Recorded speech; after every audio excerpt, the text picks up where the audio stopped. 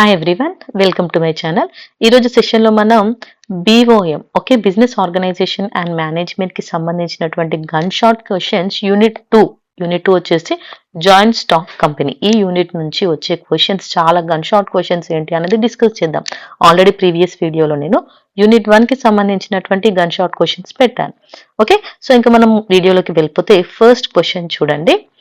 Define joint stock company, explain the features అనొచ్చు, characteristics అనొచ్చు. రెండిట్లో ఏది అడిగినా కూడా ఇదే రాయాలి. కొన్ని యూనివర్సిటీ వాళ్ళు ఫీచర్స్ అంటారు, కొన్ని యూనివర్సిటీస్ వాళ్ళు క్యారెక్టరిస్టిక్స్ అనేసి ఇస్తారు. ఎలా ఇచ్చినా కూడా మీరు ఈ ఆన్సర్ ని రాస్తే సరిపోతుంది. చాలా ఇంపార్టెంట్ ఆన్సర్. ఓకే, సో అసలు జాయింట్ స్టాక్ కంపెనీ అంటే ఏంటి, దాని ఫీచర్స్ ఆర్ క్యారెక్టర్స్ ఏంటి అని అడిగారు. ఫస్ట్ డెఫినిషన్ రాద్దాం మనం. A joint stock company is a form of business organization where the capital of the business is divided into small units called shares. అర్థమైందా?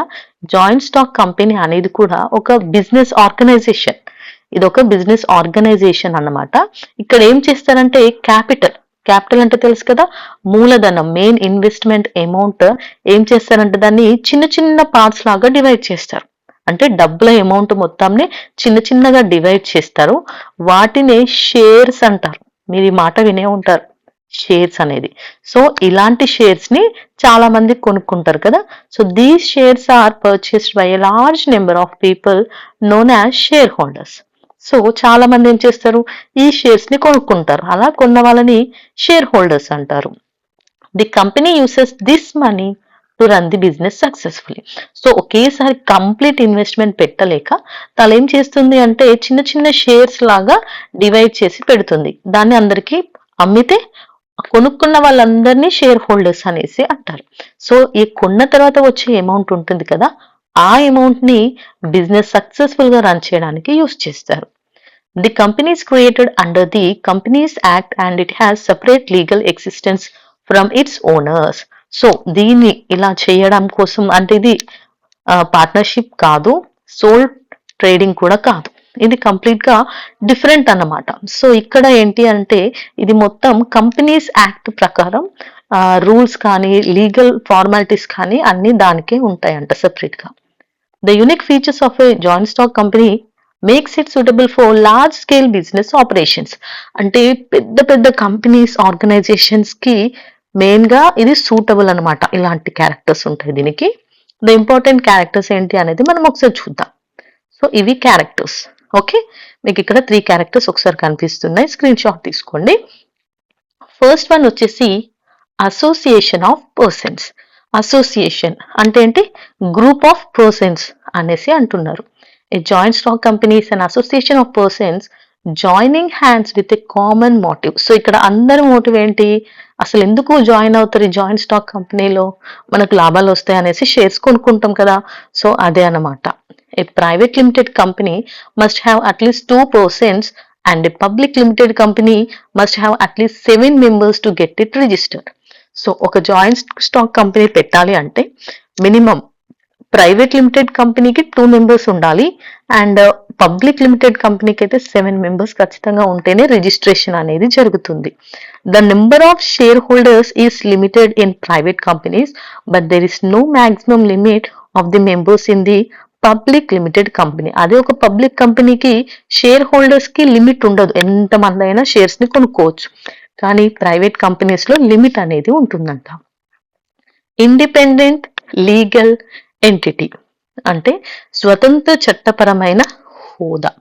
The company is created under law. Okay, company complete గా లా కిందనే create చేయబడి ఉంటుంది. It has a separate legal entity apart from its members. So అందులో ఉండే members తో దీనికి సంబంధం లేదు, దానికంటూ సపరేట్ లీగల్ ఫార్మాలిటీస్ అనేవి ఉంటాయి. A company acts independently of its members. So అక్కడ ఉన్న మెంబర్స్ తో దానికి డిపెండెంట్ అవ్వదన్నమాట. అది కంప్లీట్ కంపెనీ అనేది డిఫరెంట్. ఓకే, మెంబర్స్ తోని. The company is not bound but by its acts of its members and members do not act as agents of the company. So ఇక్కడ మీరు క్లియర్ గా అర్థం చేసుకోవాల్సింది ఏంటి అంటే, ఇప్పుడు ఫర్ ఎగ్జాంపుల్ ఒక ఆర్గనైజేషన్, ఫర్ ఎగ్జాంపుల్ ఏంటి అంటే టాటా కంపెనీ అందరికీ తెలుసు, రిలయన్స్ ఇండస్ట్రీస్ తెలుసు, సో ఇప్పుడు మనం ఏమంటాం, రిలయన్స్ కంపెనీ అనేసి, టాటా అనేసి అంటుంటాం చూసారా, అది అంటే ఒక వ్యక్తి కాదు, అదొక ఆర్గనైజేషన్ అనేసి అర్థం. సో అదొక వ్యక్తి కాదు, ఒక ఆర్గనైజేషన్. సో దానికంటూ సపరేట్ గా మెంబర్ మీద కాదు, దాని మీదనే ఏమున్నా కూడా అది పూర్తి బాధ్యత కంపెనీనే వహిస్తుంది అనేసి. A person can own it share and can it be its creditors to. ఒక పర్సన్ షేర్స్ కొనొచ్చు, దాని వల్ల మనం క్రెడిటర్ లా కూడా ఉండొచ్చు. The life of the company is independent of the lives of its members. The company can sue and be sued in its own name. అంటే ఇక్కడ company complete గా లా పరంగా, చట్టపరంగా తనకి కంప్లీట్ స్వేచ్ఛ అనేది ఉంది. అది వేరే వాళ్ళ మీద కేసు వేయొచ్చు, అలాగే దాని మీద కూడా వేరే వాళ్ళు కేసు వేయొచ్చు. సో అలా వేసినప్పుడు అది కంపెనీకి ప్రాబ్లం అవుతుంది, అంతేకాని అందులో ఉన్న మెంబర్స్ కి కాదు. అదే అంటున్నారు ఇండిపెండెన్స్ అంటే, కంపెనీ వల్ల మెంబర్స్ కి ఎలాంటి ఎఫెక్ట్ అనేది రాదు. నెక్స్ట్ లిమిటెడ్ లయబిలిటీ అంటే బాధ్యతలు అనేవి లిమిటెడ్ గా ఉంటాయి. The liability of its shareholders is limited to the value of the shares they have purchased. So మనం కొన్నాం, ఇప్పుడు షేర్స్ కొన్న దాన్ని బట్టే మన బాధ్యతలు అనేవి, దాని లిమిట్ అనేది ఉంటుంది. In case the company incurs huge liabilities, the share holders can only be called upon to pay the unpaid balance of their shares. The company being a separate legal entity can incur debts in its own name and the shareholders will not personally liable for that. So, ఇప్పుడు ఒక person కి బాధ్యతలు అంటే share holders కొన్న వాళ్ళందరికీ కూడా అన్ని responsibilities అనేవి అవసరం లేదంట. ఓకే, మనం ఎంత షేర్ ని పెడుతున్నామో దాన్ని బట్టే మనకు ఉంటుంది. సో కంపెనీకి ఎలాంటి నష్టాలు వచ్చినా వారికి వ్యక్తిగత ఆస్తులపై ఎలాంటి ప్రభావం అనేది ఉండదు. నెక్స్ట్ వన్ వచ్చేసి common seal. Okay, so A company as artificial person cannot pursue it's signature. Company అంటే ఏంటి, మనిషి కాదు కదా. సో ఒక మనిషి అయితేనేమో సిగ్నేచర్ చేస్తారు, కానీ కంపెనీ సిగ్నేచర్ చెయ్యదు. The law requires every company to have a seal and get its name engraved on. So అందుకే ఏం చేస్తారంటే ఒక సీల్ ప్రిపేర్ చేస్తారు. యాజ్ పర్ లా ఏ కంపెనీ పెడతారో దాని పేరుతో ఒక సీల్ ప్రిపేర్ చేసి దాని మీద దాని నేమ్ ని ఎన్గ్రేవ్ చేస్తారు, చెక్కించి ఉంటుంది. The seal of the company is fixed in all important documents and contracts as a token of signature. So అది ఏ కంపెనీకి సంబంధించిన ఏ డీల్స్ ఉన్నా సరే ఆ డాక్యుమెంట్స్ మీద ఈ సీల్ అనేది సంతకం అనమాట, ముద్రలాగా వేస్తారు, అంటే ఈ కంపెనీది అని చెప్పేసి. The directors must witness the affixation of the seal. So అలాంటి టైంలో ఏం చేస్తారు అంటే, అందులో పనిచేసే డైరెక్టర్స్ ఉంటారు కదా, సో వాళ్ళు దానికి కింద సంతకం పెడతారు, అంటే ఒక ముద్ర వేసి దాని కింద కానీ పైన కానీ వాళ్ళు సైన్ చేస్తారు. అలా సైన్ చేయడం వల్ల అక్కడ మెయిన్ పర్సన్స్ వాళ్ళు కాదు, ఈ సీల్ కి నేను సాక్షిని అని చెప్పడానికి అక్కడ సంతకం చేస్తారు. సో సీల్ కి చాలా పవర్ ఉంది. నెక్స్ట్ వన్ వచ్చేసి ట్రాన్స్ఫరబిలిటీ ఆఫ్ షేర్స్. అంటే ఇక్కడే అర్థమవుతుంది, షేర్స్ ని ఈజీగా వేరే వాళ్ళకు మనం బదిలీ చేయొచ్చు. The share of company can be transferred by its members. వేరే వాళ్ళకు ట్రాన్స్ఫర్ చేయడం చాలా ఈజీగా ఉంటుంది. Whenever we want to dispose the shares, they can do the following by the procedure devised for this purpose. Under Article of Association, the company can put certain restrictions on the transfer of shares, but it cannot altogether stop it. So, Article of Association ప్రకారం అది restrictions పెట్టొచ్చు, అంటే కొన్ని conditions పెట్టొచ్చు, కానీ మనం shares ని transfer చేసేటప్పుడు దాన్ని కంప్లీట్ గా ఎవరు ఆపలేరు. ఇష్టంగా మనం షేర్స్ ని కొనొచ్చు, అమ్మొచ్చు. However, private companies can put more restrictions on transferability of shares. General గా ప్రైవేట్ కంపెనీస్ లో ఎక్కువ రిస్ట్రిక్షన్స్ ఉంటాయి, పబ్లిక్ కంపెనీస్ లో ఎక్కువ రిస్ట్రిక్షన్స్ ఏమీ ఉండవు. Separation of ownership and management. So ఇప్పుడు ఓనర్షిప్ అంటే ఈ యజమానికి అలాగే మేనేజ్మెంట్ కి మధ్యలో ఉండే నిర్వహణ గురించి చెప్తున్నారు. The share holders of a company are widely scattered. So ఇక్కడ షేర్ హోల్డర్స్ అంటే ఎవరు, షేర్స్ కొనేవాళ్ళు. అందరూ ఒక్క దగ్గర అంటారా, లేదు, ఎవరికి నచ్చిన షేర్స్ వాళ్ళు కొనుక్కుంటారు, ఎక్కడెక్కడ ఉంటారు. A share holder may like to visit invest money but may not be interested in its management. కొంతమంది మనీ ఉంటే షేర్స్ కొనేస్తారు కానీ వాళ్ళకున్న పర్సనల్ వర్క్స్ ఆర్ బిజినెస్లలో ఉంటారు. వాళ్ళకి పెద్దగా ఈ మేనేజ్మెంట్ ఈ కంపెనీ మీద చూసుకోవాలనే ఇంట్రెస్ట్ ఉండకపోవచ్చు. The companies are managed by board of directors. So ఈ షేర్స్ అన్నింటికి జాయింట్ స్టాక్ కంపెనీ ఏం చేస్తుందంటే బోర్డ్ ఆఫ్ డైరెక్టర్స్ ని నియమించుకుంటుంది. వాళ్ళే ఈ కంపెనీ మొత్తాన్ని మేనేజ్ చేస్తారంట. The ownership and management or in 2 separate hands. దీని ఓనర్షిప్ ఒకరి చేతిలో ఉంటే మేనేజ్మెంట్ అనేది ఇంకొకరి చేతిలో ఉంటుంది. The share holders do not get any right to participate in the companies management. So ఇక్కడ షేర్ హోల్డర్ షేర్స్ కొన్న వాళ్ళు కంపెనీ మేనేజ్మెంట్ లో అస్సలు పార్టిసిపేట్ చేయరు. వాళ్ళకి ఎలాంటి రైట్ లేదు. కంప్లీట్ లో పార్టిసిపేట్ చేసేది ఎవరు అంటే board of directors. The right to manage company affairs is vested in the directors who are elected as representatives of the share holders. So shareholders అందరూ కలిసి ఎవరినో ఒకరిని సెలెక్ట్ చేసుకుంటే వాళ్ళని అక్కడ బోర్డ్ ఆఫ్ డైరెక్టర్స్ లో మెంబర్స్ లాగా పెడతారు. ఆ బోర్డ్ ఆఫ్ డైరెక్టర్స్ లో ఉన్నటువంటి పర్సన్స్ ఏం చేస్తారు అంటే మేనేజ్మెంట్ కి సంబంధించినవన్నీ చూసుకుంటారు. నెక్స్ట్ వన్, పర్పెచువల్ ఎగ్జిస్టెన్స్ అంటే శాశ్వత కొనసాగింపు. The company has permanent existence అంటే కంపెనీ అనేది పర్మనెంట్, అది ఎప్పుడు కూడా ఉంటుంది. The share holders may come or may go but the company will go on for ever. Shareholders రావచ్చు పోవచ్చు, కంపెనీ మాత్రం ఎప్పుడు ఉంటుంది. The continuity of company is not affected by death, retirement or insolvency of its share holders. So ఒకవేళ shareholders కున్న వాళ్ళ చనిపోవడం, వాళ్ళు రిటైర్ అవ్వడం, ఏదైనా ప్రమాదం జరగడం ఇలాంటివి జరిగినా కూడా కంపెనీకి ఎలాంటి నష్టం అనేది జరగదు. The company can be owned up only by the operation of law. So ఈ కంపెనీ అనేది ఎప్పుడు మూతబడుతుంది అంటే చట్టపరంగా ఏమైనా జరిగితే మాత్రమే మూతపడుతుంది, క్లోజ్ అయ్యే ఛాన్సెస్ ఉన్నాయి.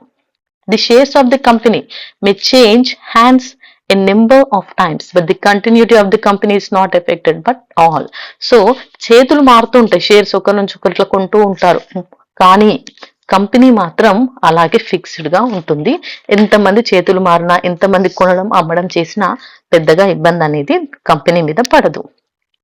కార్పొరేట్ ఫినాన్స్ అంటే భారీ మూలధనం. ఓకే, భారీ మూలధనాన్ని సేకరించడం అన్నమాట. A joint stock company generally raises large amounts of funds. Joint company అంటేనే అర్థమైంది కదా మీకు, స్టాక్ కంపెనీలో షేర్స్ ఉంటాయి. సో చాలా మంది అందులో ఇన్వెస్ట్ చేస్తారు కాబట్టి ఇక్కడ చాలా అమౌంట్ అనేది ఫండ్స్ లాగా రేస్ చేస్తారు.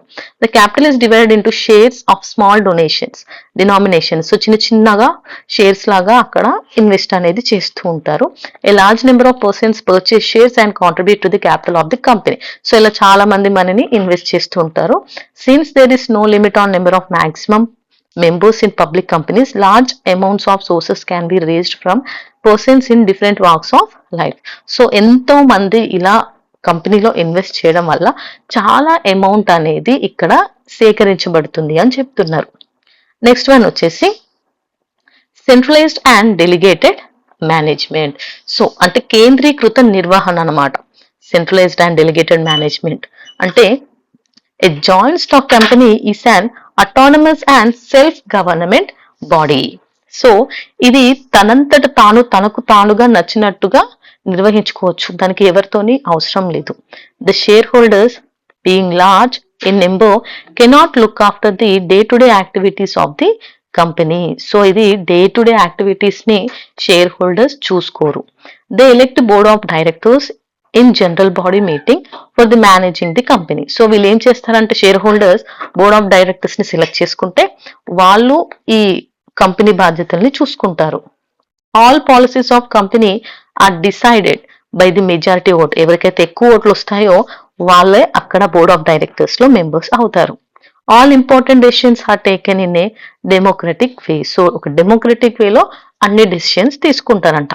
ఇక్కడ చాలా సింపుల్ గా చెప్పాలంటే ఏంటి అంటే షేర్ హోల్డర్స్ ఉంటారు, share holders board of directors ని ఎలక్ట్ చేస్తారు, వాళ్ళు మేనేజర్స్ ని సెలెక్ట్ చేస్తారు, వాళ్ళు ఎంప్లాయీస్ ని పెట్టుకుంటారు. ఇలా సర్కిల్ లాగా మేనేజ్మెంట్ అనేది జరుగుతుంది. Next publication of accounts. A joint stock company is required to file annual statements అంటే లెక్కల ప్రకటన అన్నమాట with the register of companies at the end of the financial year. So company యొక్క ప్రతి సంవత్సరం లెక్కలు ఉంటాయి చూసారా, వాటిని ఖచ్చితంగా సమర్పించాలి. అంటే ఎవ్రీ ఇయర్ అయిపోయిన వెంటనే ఏమేమి అయింది అనేసి దానికి సంబంధించిన లెక్కలన్నీ క్లారిటీగా చూపించాలి. The annual statements are available for inspection in office of the register. So ఇది అందరికీ అవైలబుల్ గా ఉంటుంది. వాళ్ళ స్టేట్మెంట్స్ ఎలా ఉన్నాయి అంటే వాళ్ళ యొక్క లావాదేవీలు ఎలా ఉన్నాయి అనేది మనం చూడొచ్చు. సో ఇవన్నీ వచ్చేసి characteristics of joint stock company. Next question చూద్దాం. నేను ఆల్రెడీ మీకు ప్రీవియస్ యూనిట్ 1 లో చెప్పాను. సో నేను అక్కడ రాసి చూపించిన విధంగా వీటిని కూడా మీరు రాయండి. అంటే అదేంటి మెయిన్ జాయింట్ స్టాక్ కంపెనీ అని పెట్టి ఇట్లా యారోస్ లాగా పెట్టి దాని క్యారెక్టర్స్ అన్నింటిని రాయడం. ఓకే, సో అలా ట్రై చేయండి. చాలా మంచి స్కోరింగ్ అనేది వస్తుంది మీకు. మీకు రాసేటప్పుడు కూడా సైడ్ హెడ్డింగ్స్ ఒక్కసారి నేర్చుకొని అక్కడ రాశారంటే వాటిని మళ్ళీ జస్ట్ మీరు ఏం చేస్తూ ఉంటారు ఎక్స్ప్లెనేషన్ ఇస్తారు కాబట్టి మీకు సింపుల్ గా అవుతుంది. The advantages and disadvantages of joint stock company. Advantages and disadvantages అన్నా మెరిట్స్ అండ్ డిమెరిట్స్ అన్నా ఒకటే. ఓకే, ఇలా అడిగినా రాయాల్సిన ఆన్సర్ మాత్రం ఒకటే మీనింగ్ కిందికి వస్తుంది. సో ఫస్ట్ ఇలా అడిగినప్పుడు ఏం చేయాలంటే అసలు దేని గురించి అడిగారు? జాయింట్ స్టాక్ కంపెనీ గురించి అడిగారు. ఫస్ట్ దాని గురించి మనం ఇంట్రొడక్షన్ ఇవ్వాలి. ఓకే, ఇందాక ఆన్సర్ లోనే ఆల్రెడీ జాయింట్ స్టాక్ కంపెనీ అంటే ఏంటి అనేది నేను మీకు ఎక్స్ప్లెయిన్ చేశాను కదా. సేమ్ దాన్ని ఫస్ట్ మీరు ఇక్కడ రాయండి. జాయింట్ స్టాక్ కంపెనీ అంటే ఏంటి, జస్ట్ అంతే, అది క్యారెక్టర్స్ అవసరం లేదు. దాని యొక్క ఇంట్రొడక్షన్ అనేది మీరు ఖచ్చితంగా రాయాలంటే దాన్ని డిఫైన్ చేయాలి. ఓకే, తర్వాత ఉండే ఈ మెరిట్స్ నథింగ్ బట్ అడ్వాంటేజెస్ గురించి ఒక్కసారి చూద్దాం. అడ్వాంటేజెస్ అంటే తెలుసు కదా, దీనివల్ల లాభాలు నష్టాలు ఇలా కూడా అనుకోవచ్చు. సింపుల్ గా చెప్తాను చూడండి. ఫైనాన్షియల్ స్ట్రెంగ్త్ అంట. సో పెద్ద మొత్తంలో మనకి మూలధనం ఉంటుంది. నథింగ్ బట్ షేర్ల ద్వారా మనకు చాలా పెద్ద మొత్తం డబ్బుని అనేది మనం సేకరించవచ్చు. ఇక్కడ ఏం జరుగుతుంది, చాలా మంది షేర్ హోల్డర్స్ ఉంటారు కంపెనీలో. వీళ్ళు ఏం చేస్తారు, చాలా డబ్బులు అనేది పెట్టి షేర్స్ కొంటారు. దీనివల్ల ఎక్కువ అమౌంట్ అనేది మనం క్యాపిటల్ గా అక్కడ యూజ్ చేసుకుంటారు. More ever the capital is divided into numerous parts of small values for share holders. Shares అర్థమైంది కదా, షేర్స్ లాగా వాళ్ళు అమ్మడం వల్ల చాలా డబ్బులు అనేవి వస్తాయి. ఎన్ని కావాలంటే అన్ని షేర్స్ కొనుక్కుంటారు, దానికి లిమిట్ అనేది ఏమీ లేదు. So the capital so collected enables the company to undertake business on large scale. So ఇలా జరగడం వల్ల ఒక్కరు పెడితే ఆ బిజినెస్ లో తనకున్న డబ్బులే యూజ్ చేస్తాడు.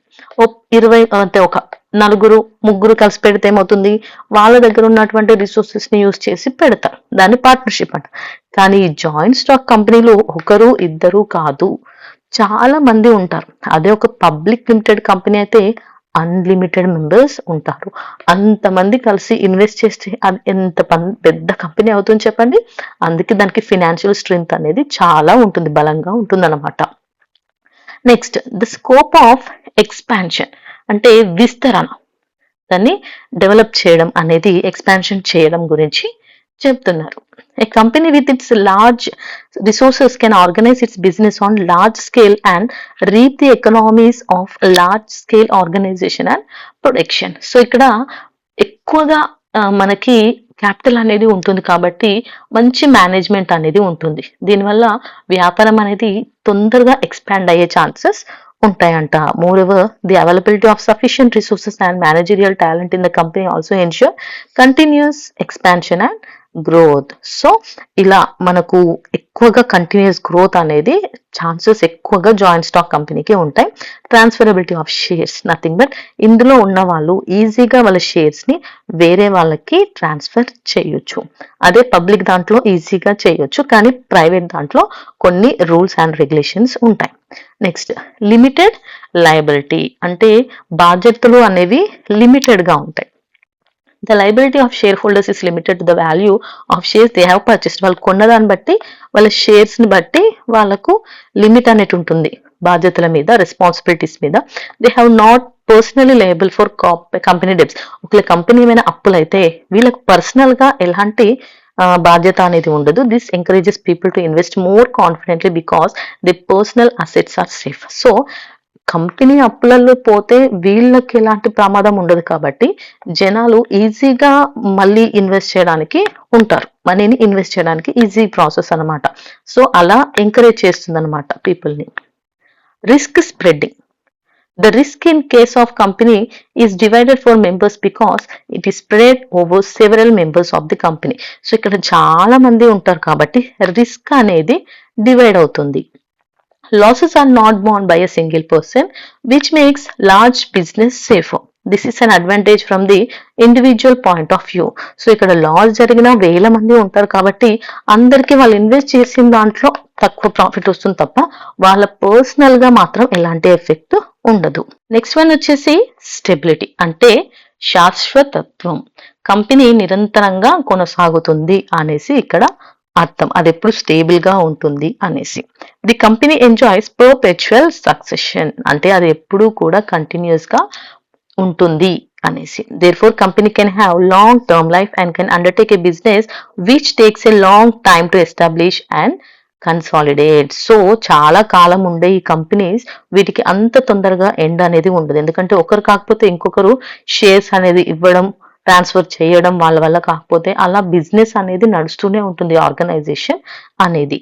Tax relief, companies are liable to pay income tax at a flat rate fixed by finance act from year to year. So వీళ్ళు ఏం చేస్తారంటే ట్యాక్స్, కంపెనీలకు కొన్ని పన్ను ప్రయోజనాలు కూడా ఉంటాయి. దీనివల్ల వీళ్ళకు, అంటే ఇప్పుడు మనం ట్యాక్స్ పే చేస్తాం కదా ఇన్కమ్ ట్యాక్స్, అందులో కూడా వీళ్ళకి కొన్ని ఫినాన్షియల్ గా యాక్ట్స్ ఉంటాయి, దాని ప్రకారం వీళ్ళకు కూడా కొంచెం డిస్కౌంట్ అనేది, ట్యాక్స్ తక్కువ పేమెంట్స్ అలాంటివి కూడా ఉంటాయి. For higher income, the tax is lower than sole trader and partners in case of partnership. So partnership తో సోల్ ట్రేడర్స్ చూస్తే వీళ్ళకే ట్యాక్స్ అనేది తక్కువ ఉంటుందంట. Managerial ability and responsibilities, okay, manage చేసే బాధ్యత అలాగే ఎబిలిటీ, వాళ్ళకు ఉన్నటువంటి సామర్థ్యం గురించి చూస్తే as ownership and management of the company separated, ఇక్కడ ఓనర్స్ అలాగే మేనేజ్మెంట్ రెండు ఒక్కరు కాదు. The savings of the numerous persons can be placed in the hands of efficient organization. అందరూ సేవింగ్స్ చేసుకున్నవన్నీ ఇందులో ఇన్వెస్ట్ చేస్తారు. సో ఇవి ఒక ఎఫిషియంట్ ఆర్గనైజేషన్ చేతిలో ఉంటాయి. Thus the shareholders can earn profits without managerial ability and responsibility. So మనకు manage చేసే అటువంటి కెపాసిటీ లేకపోయినా, మనలో ఆ టాలెంట్ లేకపోయినా ఏం పర్లేదు, అక్కడ ఉన్నటువంటి ప్రొఫెషనల్ మేనేజర్ల వల్ల ఈ బిజినెస్ అనేది ఆర్గనైజేషన్ చాలా సక్సెస్ఫుల్ గా రన్ అవి మనకు మంచి ప్రాఫిట్స్ అనేవి వస్తాయంట. నెక్స్ట్ వచ్చేసి public confidence. Joint stock company generally creates confidence in public because it accounts reports are published in news reports. Moreover, the activities of a company are looked after the government in the interest of shareholders. So ఇక్కడ ఏమవుతుందంటే public ఎందుకు confident గా ఉంటారు, భయపడకుండా ఎందుకు ఇందులో join అవుతారంటే వీటికి సంబంధించినటువంటి రిపోర్ట్స్ ఎప్పుడు న్యూస్ పేపర్ లో పబ్లిష్ అవుతూ ఉంటాయి, సో వాళ్ళకి భయం లేదు. ఇంకొకటి దీన్ని గవర్నమెంట్ ఎప్పుడు చూసుకుంటూ ఉంటుందంట. నెక్స్ట్ సోషల్ బెనిఫిట్స్ కూడా ఉన్నాయి, అంటే సామాజిక ప్రయోజనాలు కూడా ఉన్నాయి. ఏంటి అంటే small investors can earn profits, చిన్న పెట్టుబడిదారులకు కూడా మంచి లాభం ఉంటుంది. అన్ఎంప్లాయ్మెంట్ ఈస్ రెడ్యూస్డ్, అంటే ఉద్యోగాల పెరుగుదల ఉంటుంది. Consumers can get goods at cheap prices, తక్కువ రేట్కి గూడ్స్ అనేవి వస్తాయి. Government earns income by way of tax, so ప్రభుత్వానికి కూడా ట్యాక్స్ రూపంలో ఆదాయం అనేది వస్తుందంట. సో ఇవి వచ్చేసి advantages. So as against these advantages a few disadvantages and limitations may also be noted. So వీటితో పాటు కొన్ని డిసడ్వాంటేజెస్ ఉన్నాయి, అవేంటో చూద్దాం.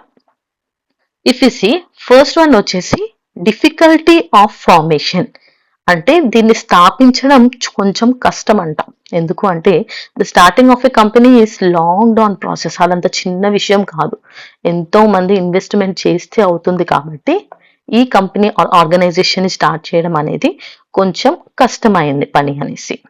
There are numerous legal formalities to be fulfilled, large sum of money to be spent on preliminaries and a large number of members to be approached for raising capital. ఎందుకంటే దీనికి legal formalities ఒకటి, next money కావాలి, and next members, okay, large members కూడా ఉంటేనే అక్కడ capital అనేది ఉంటుంది.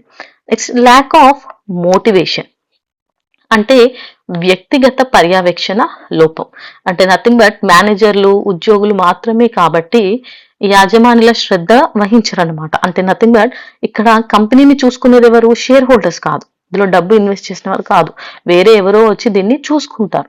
So ఇలా చూసుకున్న వాళ్ళకి ఇంట్రెస్ట్ ఉండకపోవచ్చు, జస్ట్ నేను ఇక్కడ ఉద్యోగిని నాకేంటి అనే ఆలోచన కూడా ఉండొచ్చు.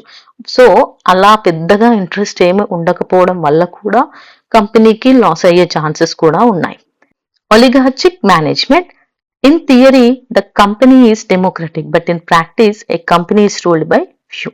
నిజానికి కంపెనీ డెమోక్రటిక్ అంటే ఏంటి, ఇక్కడ అందరూ ఎవరైతే అందులో షేర్స్ తీసుకున్నారో వాళ్ళందరూ కూడా దానికి ఓనర్లే. కానీ ప్రాక్టికల్ గా చూస్తే దాన్ని చూసుకునే వాళ్ళు మాత్రం కొందరే. That means a company run by directors and other officials who ignore the interest of share holders. So ఇక్కడ ఏమవుతుంది అంటే షేర్ హోల్డర్స్ మనీ ఇన్వెస్ట్ చేస్తారు, కానీ అక్కడ రన్ చేసే directors and management and officers ఉంటారు చూసారా, వీళ్ళు దాన్ని ఇగ్నోర్ చేస్తారు అనేసి. Encouragement of speculation. Okay, so ఇక్కడ ఏం జరుగుతుంది అంటే షేర్ మార్కెట్ లో స్పెక్యులేషన్ అనేది జరుగుతుంది. The joint stock company has facilitated speculation and gambling in the shares of the company at stock exchanges. Recklessness speculation tends to become anti social. So ఏం జరుగుతుందంటే stock exchanges అప్పుడు కంపెనీలో gambling జరగవచ్చు, మోసాలు జరిగే ఛాన్సెస్ కూడా ఉన్నాయి. Delay in decisions. సో కంపెనీలో ఏదైనా డెసిషన్స్ తీసుకుంటే వెంటనే దాన్ని అమలు చేయడం అనేది కష్టం. ఎందుకు అంటే అక్కడ ఉన్న చాలా మంది ఉన్నారు. ఇది సోల్ సింగిల్ వాళ్ళు అలాగే పార్ట్నర్షిప్ వాళ్ళు తీసుకున్నంత ఈజీ కాదు. ఒక మీటింగ్ పెట్టుకోవాలి, అందరూ కలిసి డిసైడ్ అవ్వాలి, అందరూ ఒప్పుకుంటేనే డెసిషన్ అనేది జరుగుతుంది. ఎక్సెసివ్ రెగ్యులేషన్ బై లాస్ అంటే అధిక చట్టపరమైనటువంటి నియంత్రణ అన్నమాట. అంటే కంపెనీలపై అనేక చట్టాలు నిబంధనలు ఉండడం వల్ల ఖర్చులు ఇంకా పని అనేది ఎక్కువగా ఉంటుందంట. The working of a company at all stages is governed by operative provisions of law. అంటే ఎప్పుడు చట్టం దీన్ని చూసుకుంటూ ఉంటుంది కాబట్టి ఏంటి అంటే a separate department is to be maintain for seeing this affairs. So ఎలాంటి చట్టపరమైన ప్రాబ్లమ్స్ రాకుండా చూసుకోవడానికి సపరేట్ గా ఉండాలి. This leads to increase in administrative cost. So ఇలా ఎక్కువ మందిని ఒక్కొక్కరికి ఒక్కొక్క బాధ్యతలు ఇచ్చేసరికి ఏమవుతుంది, పని ఎక్కువ అవుతుంది, ఖర్చు కూడా ఎక్కువ అవుతుందంట. Most of the evils are the result of mismanagement only. Management correct గా లేకపోవడమే అసలైన ప్రాబ్లం అంట. It is clear despite of its weakness the company organisation is best suited to those business which require huge capital with maximum stability. కాకపోతే ఇది చాలా stable గా ఉంటుంది, కానీ క్యాపిటల్ మాత్రం చాలా ఎక్కువగా పడుతుంది. సో ఇవి వచ్చేసి ఇక్కడ merits and demerits of joint stock company. ఇంకా మనం నెక్స్ట్ క్వశ్చన్ లోకి వెళ్దాం. What is memorandum of association and article of association? MOA AOA. Okay, ఇవంటే ఏంటో తెలుసుకునే ముందు ఫస్ట్ మెమొరాండమ్ ఆఫ్ అసోసియేషన్ అంటే ఏంటి అంటే a memorandum of association is the most important document of the company. ఒక కంపెనీకి సంబంధించినటువంటి డాక్యుమెంట్స్ ఉంటాయి కదా, అందులో మెయిన్ ఇంపార్టెంట్ డాక్యుమెంట్ వచ్చి memorandum of association. It is known as charter of the company and sets out limits beyond which the company will never be able to function. So ఇది ఏంటి అంటే మూల పత్రం, అంటే మెయిన్ విషయాలన్నీ ఆ అగ్రిమెంట్ లో ఆ డాక్యుమెంట్ లో ఉంటాయంట. అంటే వాటిని అంటే లిమిటేషన్స్, మన కండిషన్స్ ఎలా ఉండాలి, ఏం చేయాలి, ఫంక్షన్స్ ఏంటి అన్నీ కూడా దాంట్లోనే అగ్రిమెంట్ లో ఉంటాయి ఆ డాక్యుమెంట్ లో. It's purpose is to enable investors, creditors and others who deal with the company to know what is its permitted range of its activities. So it must be prepared very carefully. దీన్ని చాలా జాగ్రత్తగా prepare చేయాలి. ఎందుకంటే అందులో investors గురించి, creditors గురించి, deals గురించి, కంపెనీకి ఉన్నటువంటి రేంజ్, పర్మిషన్స్ అన్నింటికి సంబంధించిన విషయాలు దాంట్లో ఉంటాయి. So it must be prepared very carefully. It must be divided into suitable paragraphs consecutively numbered and has to B printed. So దాన్ని అవసరానికి తగ్గట్టుగా ప్రిపేర్ చేసి ప్రింటెడ్ చేయాలి.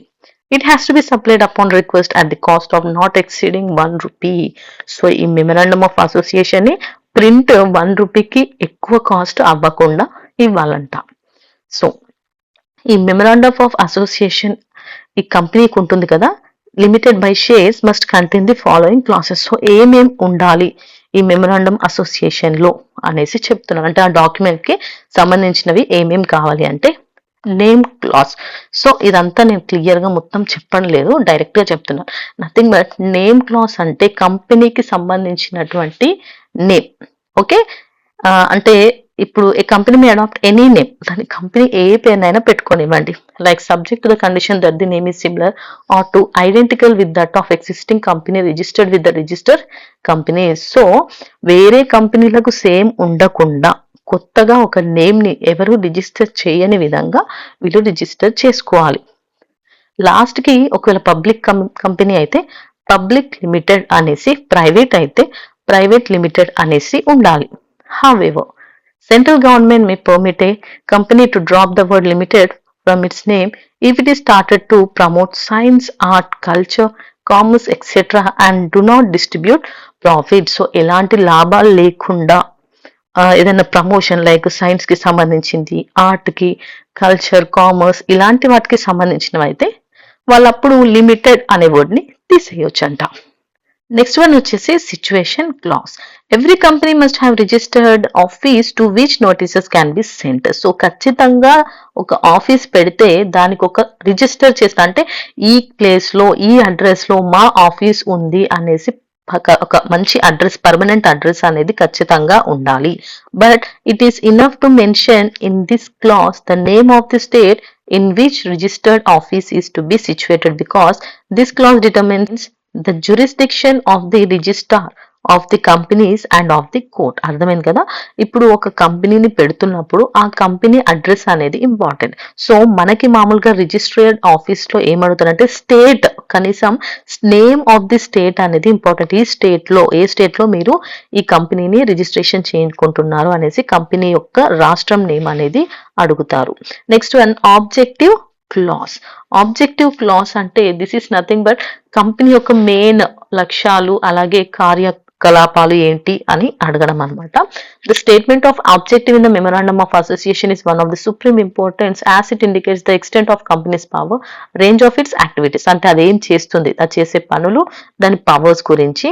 It should specify in unambiguous language the objects of the company for which the company is formed. అసలు ఎందుకు ఈ కంపెనీని form చేశారు, వాళ్ళ మెయిన్ ఆబ్జెక్ట్ ఏంటి. A company has power to carry on only those type of business which are expressly included in the object clause or which are essential to or consequential upon. So అందులో ఏం mention చేశారో వాళ్ళు ఖచ్చితంగా ఆ business ని మాత్రమే, అంటే వాళ్ళ ఆబ్జెక్ట్ ఏంటో దాన్ని చేయాలి. Any action beyond the express or implied powers of a company has not legal effect.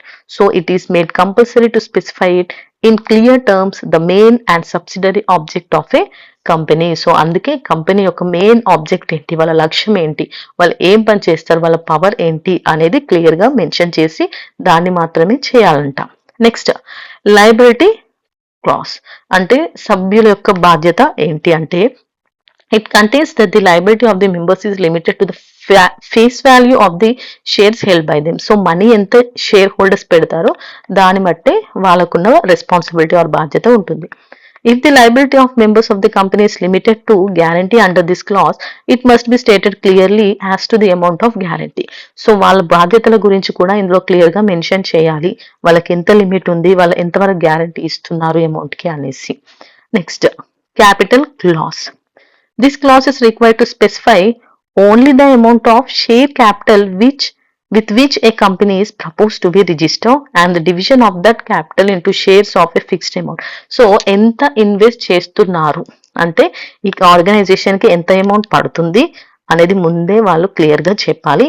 దాంట్లో ఎంత అమౌంట్ ని షేర్స్ రూపంలో చేస్తున్నారు అనేసి ముందే చెప్పాలంట. The classes of shares and their rights need not be dissolved here.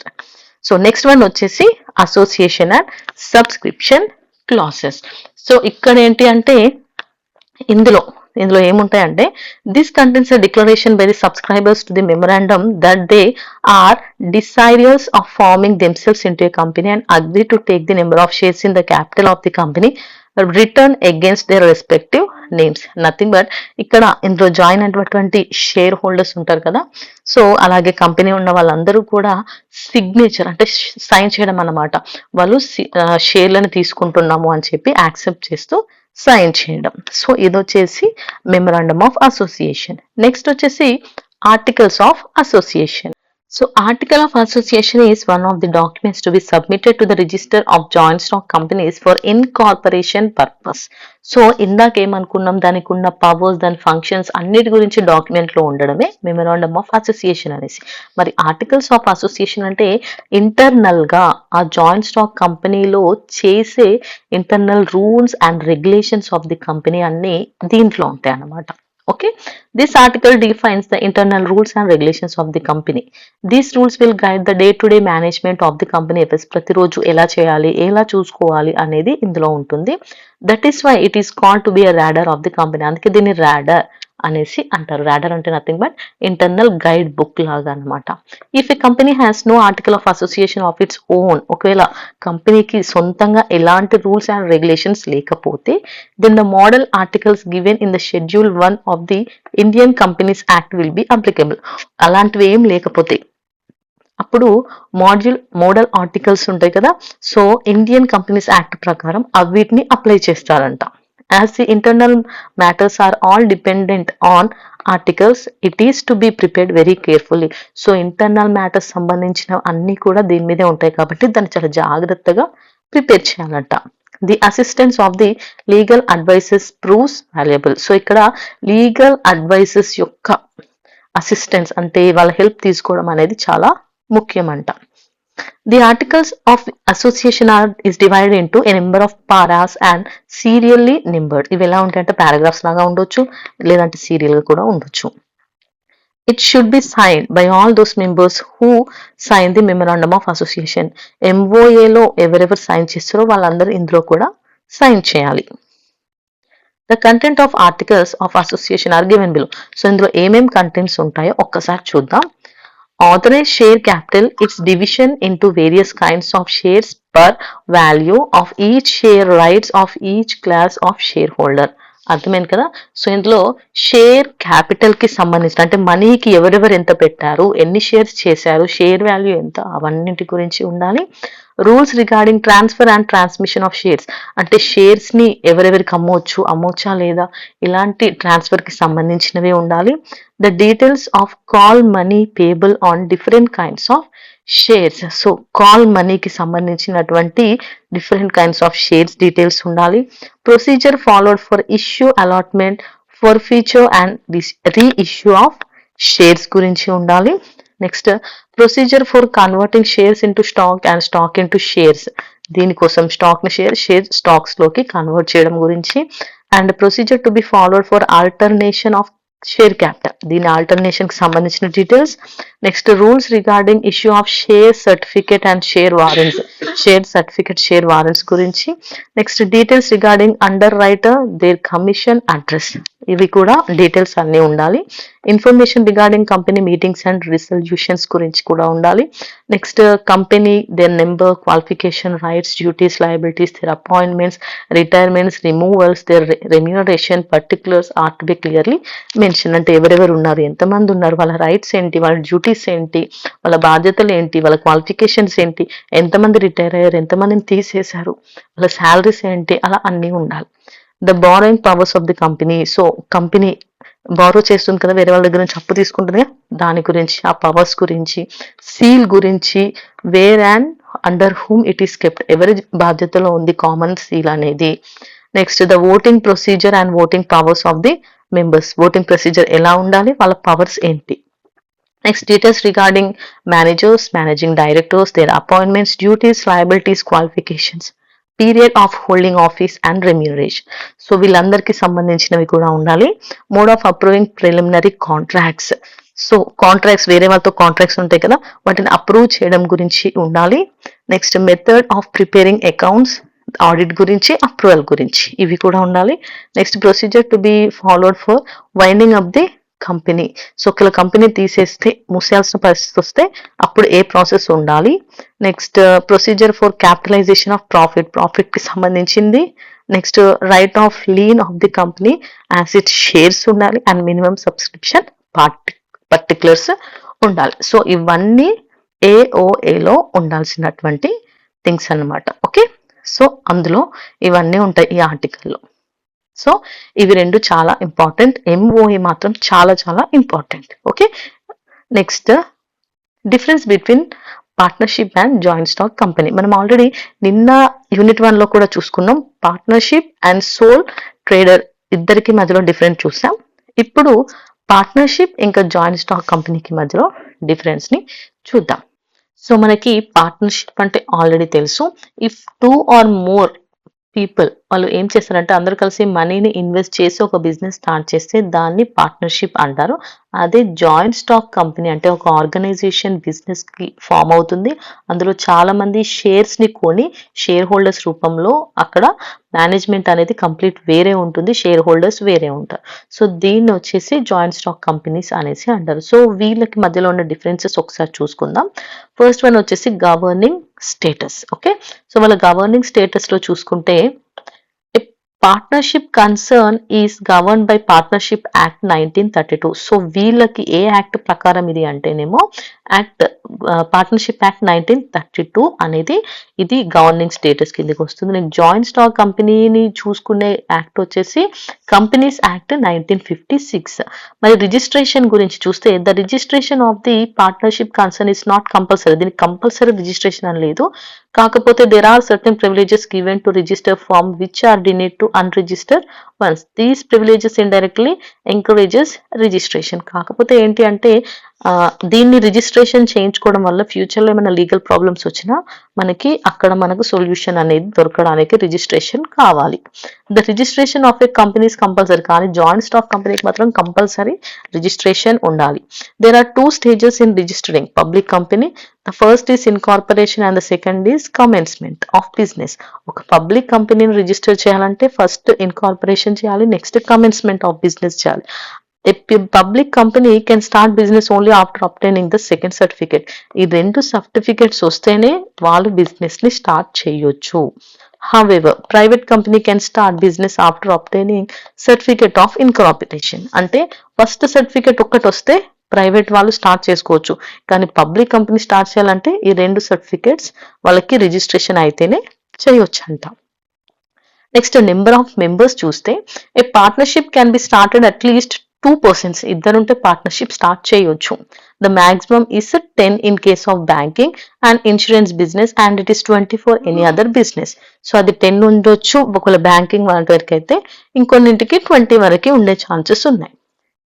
There must be at least 2 persons for starting A private company. ఒక private company start చేయాలంటే ఇక్కడ ఇద్దరు ఉండాలి. And maximum number of members can be 50. Maximum వచ్చేసి 50 ఉండాలి. ఇది వచ్చేసి private.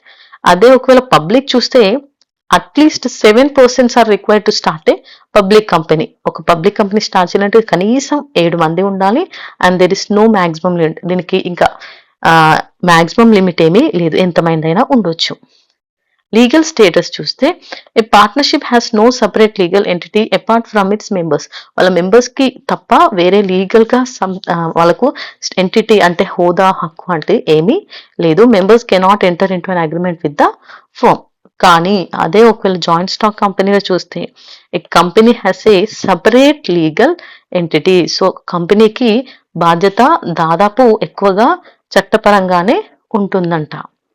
It has a common seal and can enter in to contract by affixing it seal. దీనికోసం ఒక సీల్ కూడా ఉంటుంది. ఆ సీల్ ని వాళ్ళు యూజ్ చేయాలి కాంట్రాక్ట్స్ చేసినప్పుడు. Members of the company can also enter in to contract with the company. So members కూడా దీంట్లో కాంట్రాక్ట్ లోకి వెళ్ళొచ్చు. లయబిలిటీస్ చూస్తే అంటే వాళ్ళ యొక్క బాధ్యతలు చూస్తే the liability of a partner is unlimited. ఇక్కడ వీళ్ళకి అన్లిమిటెడ్ లయబిలిటీ అనేది ఉంటుంది. The partners are jointly and separately responsible for the liabilities. So పూర్తి బాధ్యత వహించాల్సింది వాళ్ళే. The liability of share holders is limited to the value of the shares held by them. ఇక్కడ shareholders కి limited బాధ్యత ఉంటుంది. The members are not personally liable for the obligations of the business. So ఇక్కడ members కి personal గా ఎలాంటి responsibility అయితే ఉండదు. ట్రాన్స్ఫర్ ఆఫ్ షేర్స్ చూస్తే ఈ partners can transfer share only with the consent of others. వేరే వాళ్ళు ఒప్పుకుంటేనే ట్రాన్స్ఫర్ చేయొచ్చు. A share holder can sell his shares whenever he feels. ఎప్పుడు కావాలంటే అప్పుడు అమ్మొచ్చు. There is no binding of the transfer of shares of a company. దాన్ని ఎవరు ఆపరంట. ఎవరైనా ఎవరికైనా అమ్ముకోవచ్చు, కొనుక్కోవచ్చు. Management and control. A partnership concern is managed and control by the partners. ఇక్కడ ఉన్న పార్ట్నర్స్ దీన్ని చూసుకుంటారు. The partners have a right to participate in the administration of business. వాళ్ళకే రైట్ ఉంటుంది చూసుకోవడానికి. A company is managed by elected representatives of share holders. They are called board of directors. ఇక్కడ ఏం చేస్తారు, అందరూ కలిసి షేర్ హోల్డర్స్ ఒకరిని select చేసుకుంటారు బోర్డ్ ఆఫ్ డైరెక్టర్స్ లా. అట్లా సెలెక్ట్ చేసుకున్న బోర్డ్ ఆఫ్ డైరెక్టర్స్ అందరూ కలిసి అక్కడ మేనేజ్ చేస్తారు. But the members cannot participate in the day to day working of the company. So అందరూ కూడా పార్టిసిపేట్ చేయలేరు, అంటే షేర్ హోల్డర్స్ పార్టిసిపేట్ చేయలేరు. నెక్స్ట్ వన్ వచ్చేసి statutory obligations. A partnership is not under statutory obligation for the compliance of any rules and regulations. అంటే ఈ partnership పై ఎలాంటి చట్టపరమైనటువంటి బాధ్యత అనేది లేదు. There is not compulsion to maintain certain books to get the account audited and to publish them. So వీళ్ళు separate గా books పెట్టడం, అలాగే అకౌంట్స్ కోసం ఆడిట్ చేయడం, కొత్త బుక్స్ ని ప్రచురించడం ఇలాంటివి ఏమి ఇంపార్టెంట్ కాదు, కంపల్సరీ అనేది కాదు. A company is required to maintain prescribe books and have periodical audit. So వీళ్ళు ఖచ్చితంగా బుక్స్ మెయింటైన్ చేయాలి, ఆడిట్ కంపల్సరీ జరగాలి. Some information has to be supplied periodically to the register of the companies. So registration offices ఉంటాయి కదా, so ఖచ్చితంగా అక్కడ ప్రతి year audit కి సంబంధించినటువంటి ఇన్ఫర్మేషన్ ని చెప్పాలంట. నెక్స్ట్ కంటిన్యూటీ అంటే కొనసాగించడం గురించి చూస్తే, a partnership concern is dissolved on the death of or insolvency of partner. So ఏమైనా జరగడం, వాళ్ళకి ఏమైనా జరిగితే కంటిన్యూటీ అనేది పోతుంది, కంటిన్యూ కాదు పార్ట్నర్షిప్ అనేది.